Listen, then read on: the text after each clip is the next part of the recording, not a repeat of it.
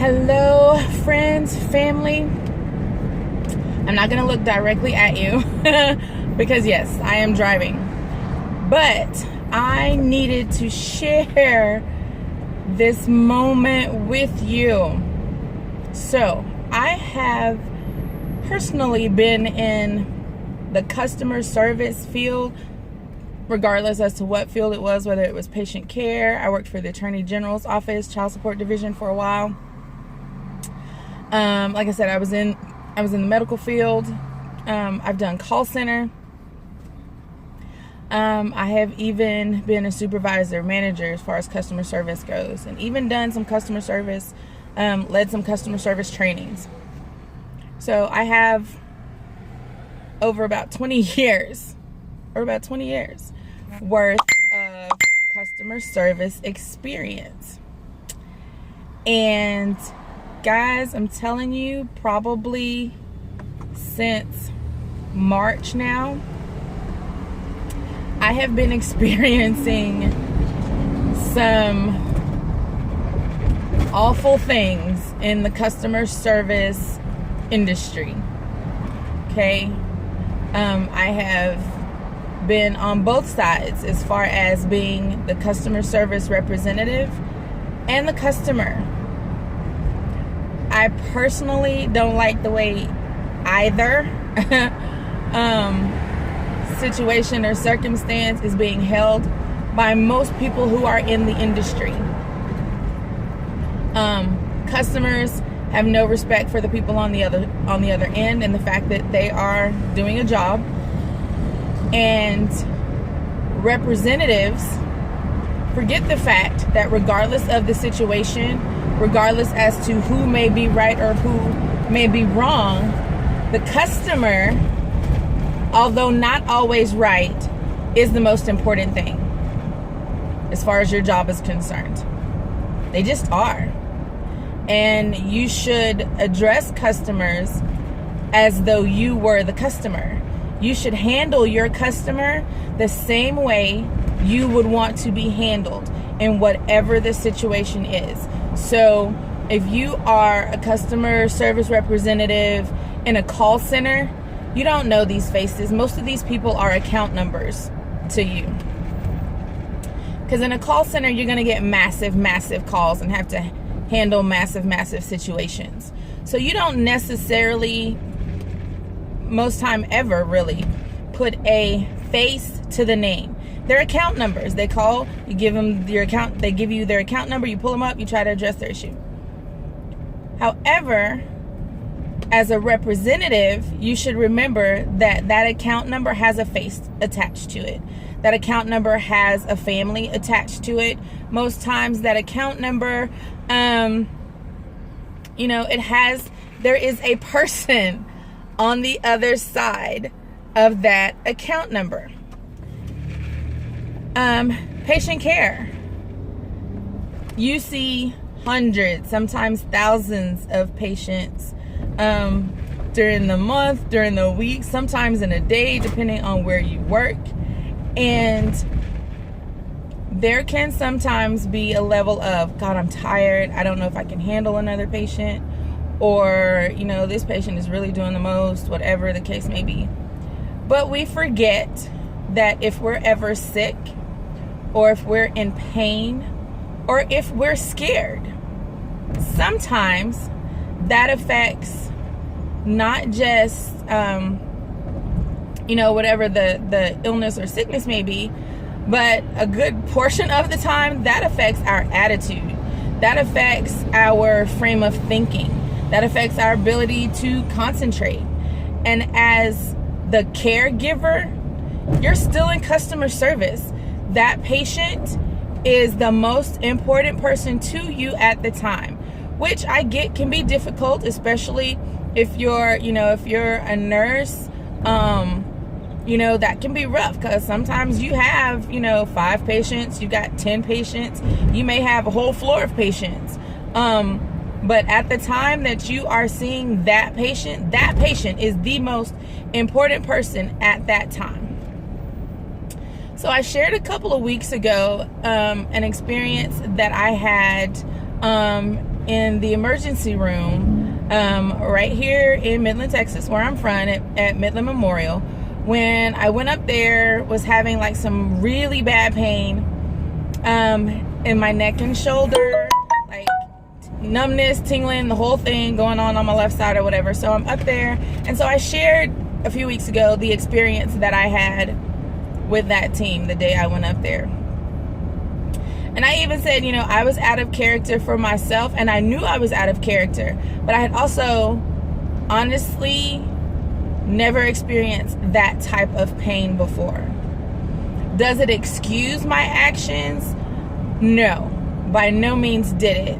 But it was the reason for the way I acted, and the way I addressed the staff the way that I did. Now, mind you, I didn't curse, and I didn't call anybody out of their names, but for me, I was out of character. And so anybody who knows me knows that if she's loud in here because she's in pain, y'all might want to come see what's going on, because that's not her. So, and I felt some kind of way because I've been in patient care. I was in patient care for a long time. And as a caregiver, whether I was dealing with patients or I did some home health things, you cannot address a patient as a number, as somebody who you're just being bothered with, and so you don't like how they're acting, so you need them to just, which was the way I was kind of addressed as the patient.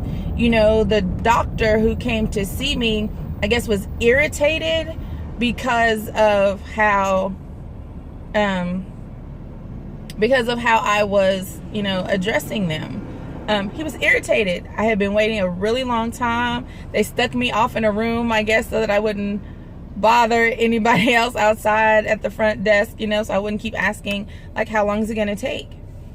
And so they stuck me off in a room, like, here, put her in here so she'll shut up, kind of thing. And, like, this is the whole attitude with how I was treated that night in the emergency room. And then when the doctor finally did come in to see me, he was irritated with me and kind of pulled the door and was like, "Man, we don't need you to be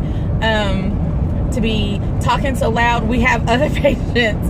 I'm sorry, it's not funny, but it's the fact that he could come and tell me that they had other patients that that they had to take care of, and so I needed to lower my voice and I needed to remain calm, and I can't even describe the kind of pain that was going through my neck and this left side of my head and stuff. And so he was irritated with me, and he was like, "Okay, so how can we help you?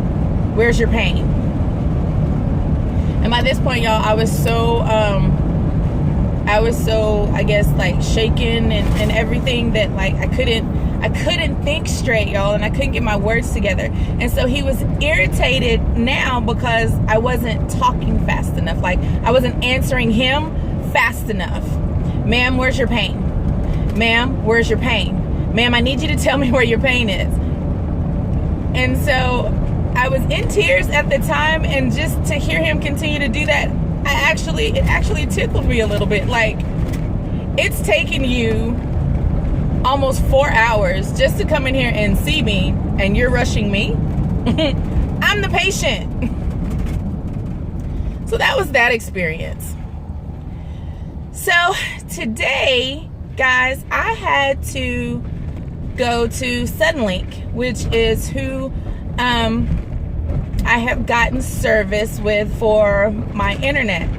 Now, why is this an issue? This is an issue because since March, I know, right? I digressed. So sorry. But since March, I had been trying to reestablish service. I had service before. I let it lapse, and so I was trying to get things taken care of to get it back. So it was already an issue back in March because they had gotten previous accounts mixed up, and so payments were put somewhere and payments weren't taken from somewhere else. And so, like, there was this whole thing trying to get all of the accounts that I had previously, and I have moved a couple of times, and so they had address mixed, and it was a mess. It was an absolute mess. So I finally get it sort of worked out in August. And so in August, I decide, let me just go to the local place here. Stop calling these people. Let me just go to the local place here. Because the last bit of information I got was, hey, so what's on your account now is left over from equipment that you didn't bring or whatever. So if you could just take that up there, get that turned in, we can get you taken care of. And I'm like, okay, great. I go up there. This was in August. I go up there. I drop that equipment off.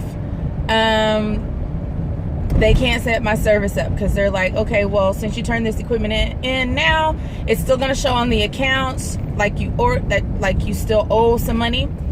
So we need you to wait about 24 to 48 hours to make sure it. Okay, great, fine, no problem. Y'all, I didn't wait 24 hours. I waited probably a good two to 3 weeks. A good 2 to 3 weeks. To call back and say, hey, so I took that equipment and so I'm ready to reestablish my service. You know, I took that equipment back, and so everything should be good to go. So I go to set up my service and they say, oh, well, we still show $76. Y'all, this is why I know how much this is. We still show $76 from a previous account.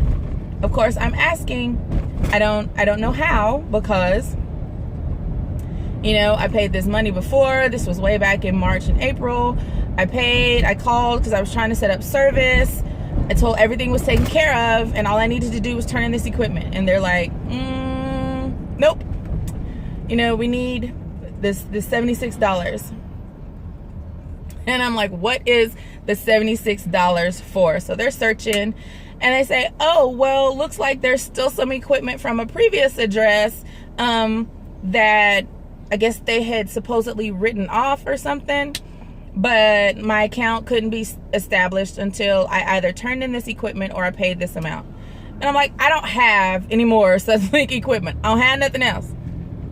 And I'm like, you know what, y'all, just let me take some time off. Let me take some time off, get my life right, and then I will call you back. You know, I will try to get this worked out. So last week Monday, I think it was, and I call and I say, okay, so I don't have this equipment. I looked around the house, I checked my storage. I don't have this equipment. What do I need to do to establish service? I need the internet. You know, I have you know, my kids need homework. I need internet. And so the person on the phone tells me, oh, well, if you just pay the $76, nobody could tell me that before. But anyway, if you just pay the $76, we'll go ahead, set you up for this appointment. Okay, so I pay the $76, cleared that account. So we figure out which plan I want or whatever, pay that amount. That was $100 for the plan, for the plan that was coming in. And I'm telling you, I normally don't talk about how much money I have to pay for stuff because, you know, that's just kind of personal. But I need y'all to understand what's happening. So I say, okay, so I paid the $76. Then I turned around and I paid an additional $98 for, turned around and paid an additional $98 to get my new plan established. They come out to the install. They don't bring all of the equipment. And the equipment that they brought me didn't work. This was on Wednesday, which was the date of my install. Okay? I'm going to kind of go fast now because I got to get back to work. So, the date of my install.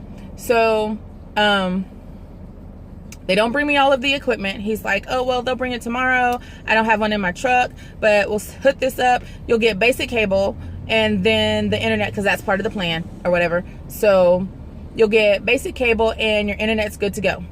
Y'all, the internet didn't work. So I call them, right? They tell me the wait on the phone was going to be over 20 minutes. I sat for the 20 minutes. I sat for 30. I even sat for 45 and I was still on hold. So I hang up because now my attitude is bad. So I decided, go to work. I come home the next day. Let me call early. So when they were like, okay, wait is over 20 minutes. Y'all call me back. So they have this little thing where they can call you back. Y'all call me back. This was about 6:30, maybe 7 o'clock. I didn't get a call till almost 11 o'clock. Their IT calls, basically the IT guy tells me, well, we're showing that the modem that was brought to you is active, but we don't know if it's just a modem or if it's a dual where it has a modem and a router combination. You're IT. Why don't you know that? Like, why don't you know what was brought to me? Oh, well, we don't have access to that information. Y'all, I gave this baby the blues. I did. I gave this baby the blues. Why are y'all set up so backwards? Why does everybody in Suddenlink not know what's going on with the Suddenlink customer? Everything should be streamlined. Everything should be streamlined. So that whatever customer service or the IT or the tech guy that came, if I have a trouble with something and you're calling me at 11 o'clock at night to help me, you should be able to help me. Ultimately, dude couldn't help me. He had to put in a service call. The guy comes out on Saturday. So mind you, I'm still without internet, but I'm still being charged for the equipment that he never brought to me, and my internet's not working. So Saturday, he comes out and he's like, miss, I don't know what the dude did. He brought you the wrong box and he shouldn't. And he left this, the thing for your TV. He left that on there and he should have took that off because you're being paid. You're having to pay for equipment that you didn't receive. So take this box, take it to the location. He was like, don't call IT anymore. Take this to the location in your town. Tell them kind of what happened. They should give you a new box. You should be good to go. I'm going to take this other box off. They're going to take off the charges. Bam. Y'all, I get out to the Midland location today. The store has a note on it saying that they are closed today because they don't have enough people to go to the store that's in our local mall. I get to the local mall and they say, oh, miss, we can't help you because this store only takes payments. Y'all, I'm all the way live today. And just as soon as I get off of here, I am calling Suddenlink corporate. They got the right one. This whole situation is ridiculous. Suddenlink is ridiculous. But who finna make off well in their internet payment is your girl, because they got the right one. I'm gonna make a phone call. I don't have a problem making a phone call or writing a letter, whichever I got to do. I'll talk to y'all later.